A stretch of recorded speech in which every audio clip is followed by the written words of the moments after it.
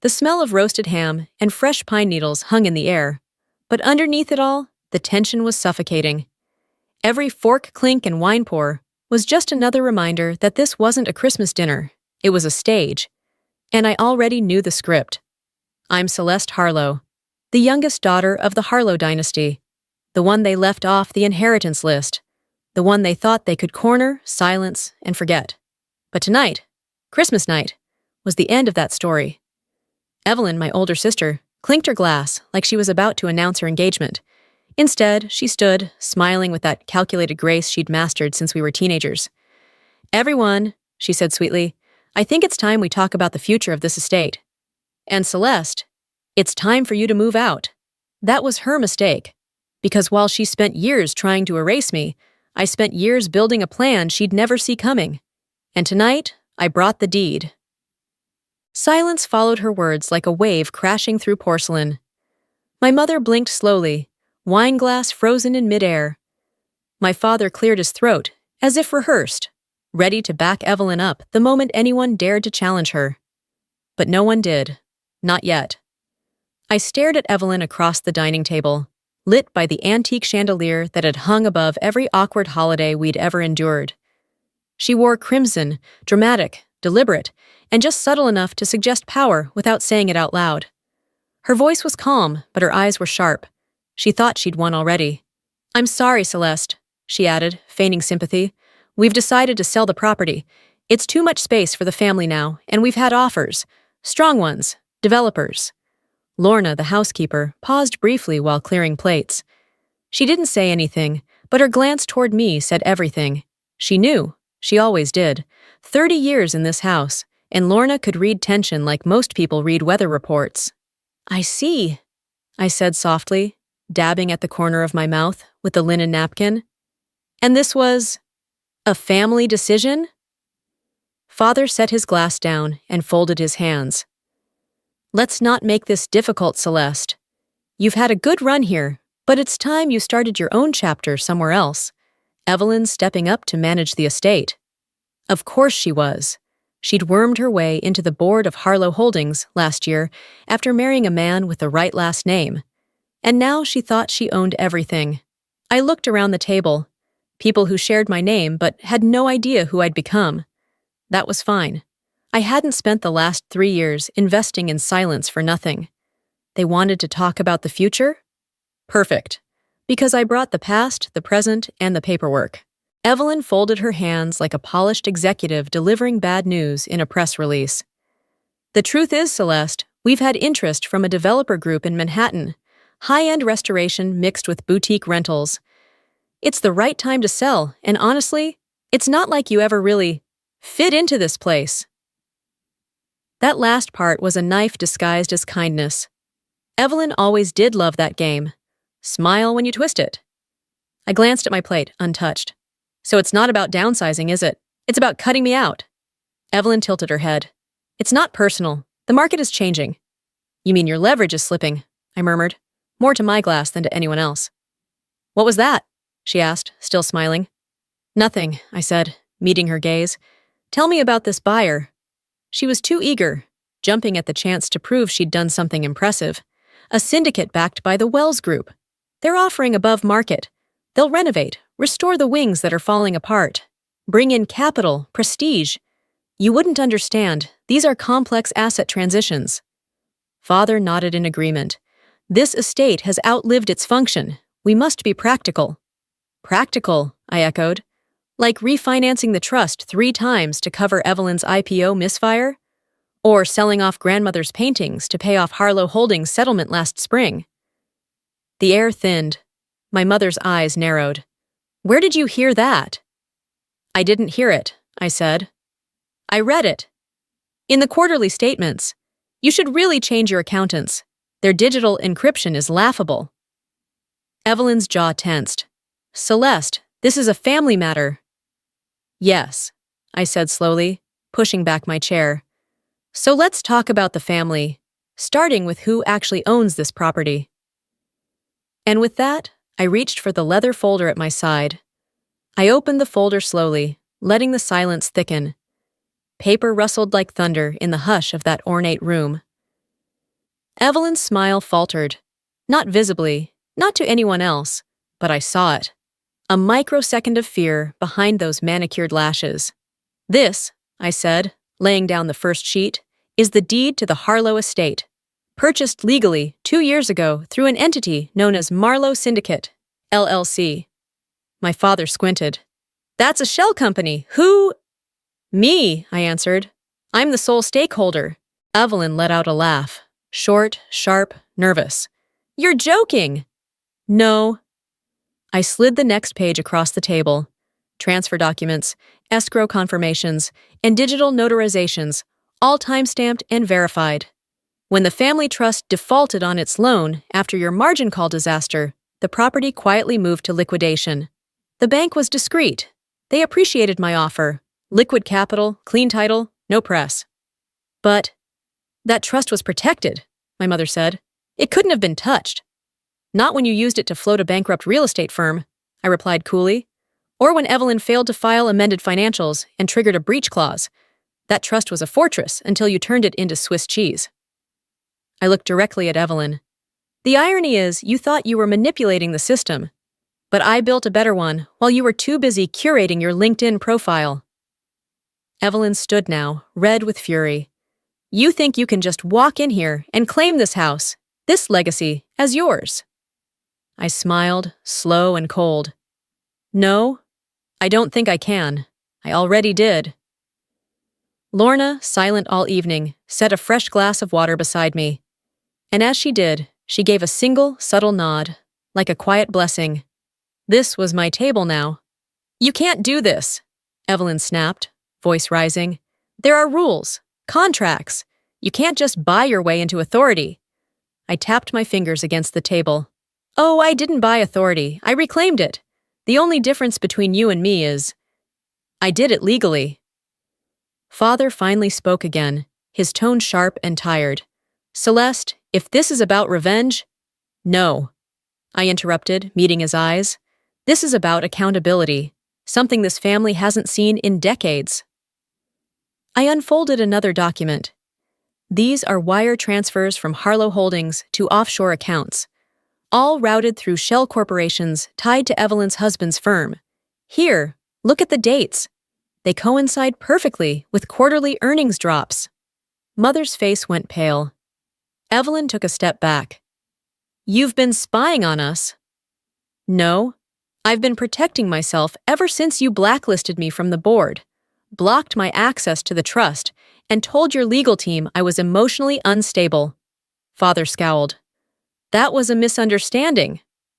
Really? Because I have copies of your emails, dated, signed, and forwarded to the firm's general counsel, suggesting I be handled quietly after I questioned the missing pension fund documents. The room began to close in. My sister didn't speak. She couldn't. There was nothing left to deny. You forged my name to approve fund withdrawals, I added. You stole millions from our family accounts to cover your losses, and you tried to erase the one person who was never meant to stay quiet. I stood now, calm as ever, and laid one final folder at the center of the table. This one is for the SEIC, but I figured I'd give you a preview. Lorna stepped aside as if clearing the stage. Now, I said, voice level, shall we talk about Aunt Margot's will? The mention of Aunt Margot's will froze the room. Evelyn blinked first. That's irrelevant. The will was finalized months before she died. I was her executor. Wrong, I said. The real will was never filed, because it never reached probate. I pulled out a USB drive and placed it on the table like a live grenade. This contains hospital security footage from the night before Margot passed. It shows you Evelyn entering her room at 11:42 p.m. It also includes a nurse's statement confirming she heard shouting, something about how you deserved it more than your little sister. My mother's wine glass tilted in her fingers. Evelyn, tell me she's lying. She's making this up, Evelyn hissed. No, I said. I'm documenting what you erased. The video also shows you leaving with a stack of papers that never made it into any court filing. And 6 hours later, Margot was dead. Her signed will vanished. A new one, giving everything to you, miraculously appeared. Evelyn's face drained of color. You have no proof that she changed her will under duress. Oh, but I do. Margot had already sent a draft of her revised will to her attorney and copied me on it. She intended to cut you out entirely, said you reminded her too much of your father. Father flinched.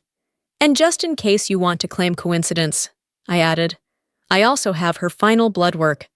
Elevated potassium levels, lethal dosage, not from her condition, from something added. My mother finally spoke, her voice barely a whisper. Celeste, what are you saying? I'm saying Evelyn didn't just steal the estate. She ensured Margot would never speak again. The chandelier above us glittered coldly, and Evelyn, for the first time in her life, had no words left to hide behind. Evelyn's mouth opened, then closed. Her confidence had curdled into panic. Even Father looked stunned, his usual commanding presence reduced to a man trying to outrun ghosts he thought were buried. You've been investigating your own family? He asked, voice low and bitter. No, I said, locking eyes with him. I've been protecting myself from my family. I reached for my phone, unlocked the screen, and pressed a single button. They'll be here shortly. They? Evelyn asked, her voice breaking. The SEC and the police. What did you do? My mother whispered. I did what none of you ever taught me to do. I told the truth. I stepped around the table, calm, deliberate. You lied, stole, manipulated, and erased anyone who didn't serve your narrative. Me, Margot, even Lorna, who has kept this house running for 30 years, while you all played dynasty. Lorna's eyes welled with quiet relief.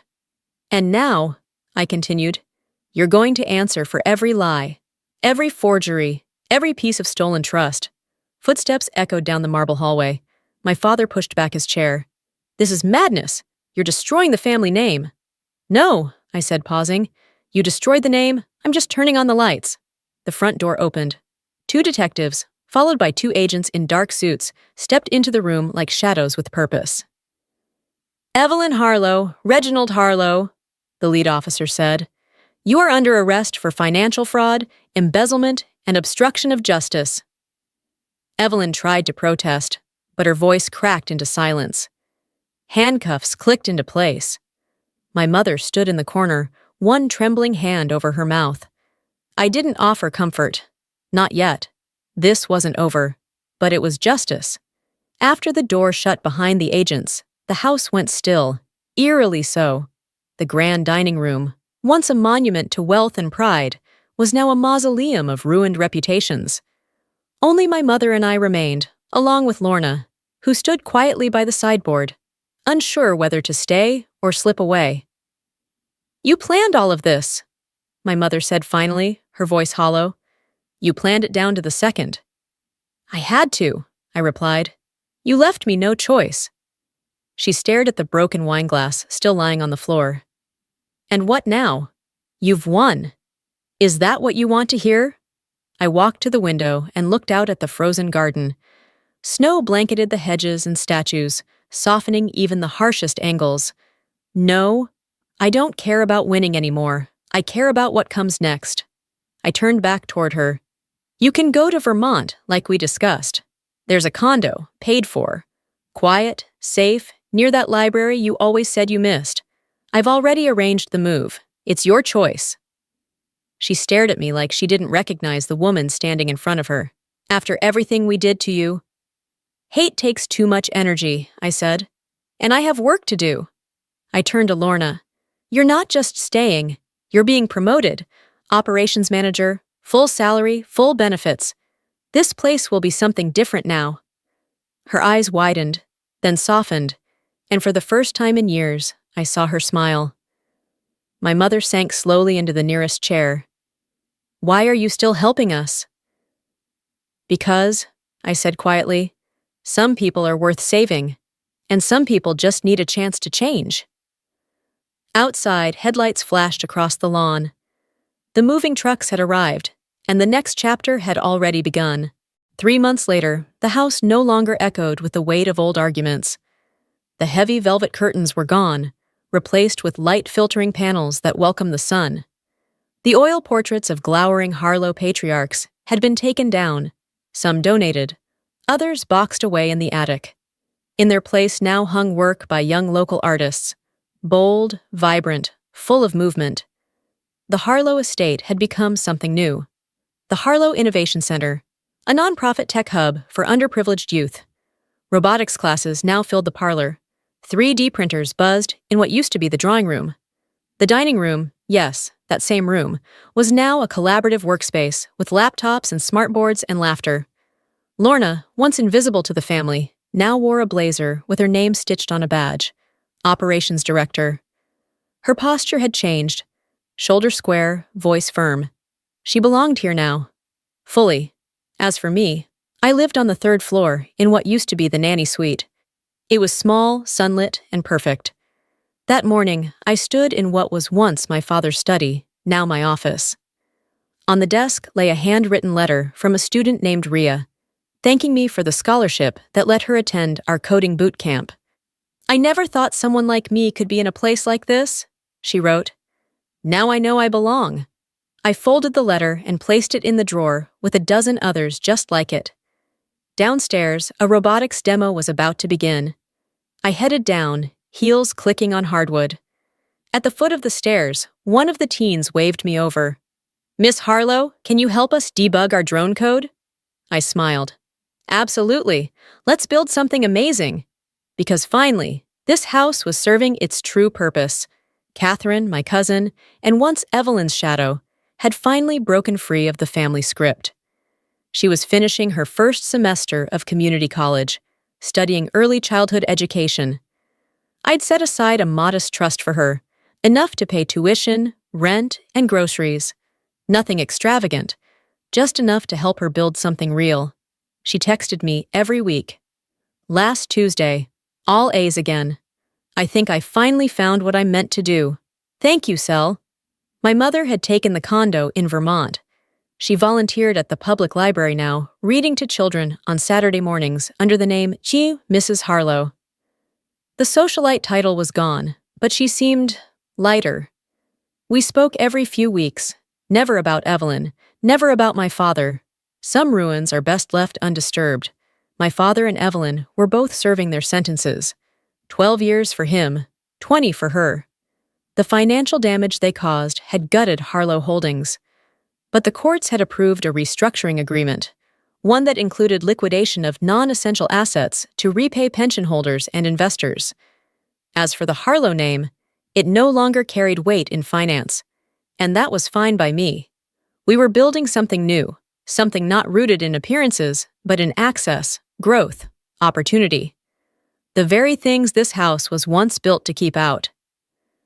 One morning, as I stood in the doorway of the new media lab, watching a group of students assemble their first AI prototype, I felt a strange peace settle over me.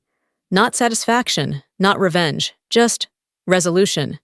What they tried to tear down, I rebuilt stronger, not because I had to, but because I could. The last light of the day spilled across the lawn as I stood in the front doorway of the estate. No, the center. Watching the students pack up their gear, laughter trailing behind them like music. It wasn't just the sound of kids leaving class. It was the sound of something new being born, something this house had never known. I still wore the emerald pendant my Aunt Margot gave me. Some days, I'd catch my reflection in the glass and remember her sharp eyes, her quiet, deliberate strength. She'd seen what I was becoming long before I did. She didn't live to witness it bloom, but everything I built here came from the seed she planted. Now it was thriving. Later that evening, I wandered through the house. Not with an agenda, not to check in, but to feel it. The air was different, lighter. I passed a group of students finishing a project in what used to be the music room, now a hybrid workshop filled with code manuals, circuit boards, and ideas. The dining room was quiet. A whiteboard leaned against one wall, filled with equations about machine learning. The long table that once hosted cold dinners and colder silences was now covered in robot schematics and energy drink cans. I ran my fingers along the wood, still polished, still heavy with history. On the mantel sat a photo of Aunt Margot. Not her stern official portrait, but a candid one. She was laughing in the garden, holding a trowel, dirt on her cheek. That's the woman I remembered. The one who taught me to see truth where others saw tradition. I looked at her, and then I whispered, "This house is still in the family. Just a better kind of family now." Then I turned off the lights and walked to my office. Tomorrow's schedule was already stacked. Meetings with donors, a STEM equity roundtable, a pitch from a group of teenage girls designing their own AI tool. But tonight, I sat by the window and watched the snow fall. Soft, steady, unafraid. Not like before. This snow wasn't a burial. It was a beginning. Because sometimes, the best revenge isn't fire. It's foundation. And I had only just begun to build.